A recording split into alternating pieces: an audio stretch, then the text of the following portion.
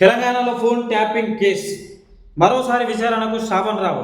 Telangana phone tapping కేసులో నిందితుడిగా ఉన్న మీడియా సంస్థ అధినేత శ్రావణ్ రావు మరోసారి సిట్ విచారణకు హాజరయ్యారు. 3 రోజుల క్రితం ఆయన్ను విచారించగా అసంపూర్తిగా సమాధానాలు చెప్పారని సమాచారం. ఈ నేపథ్యంలో ఆయనకు నోటీసులు పంపి విచారణకు హాజరు కావాలని సిట్ పేర్కొంది.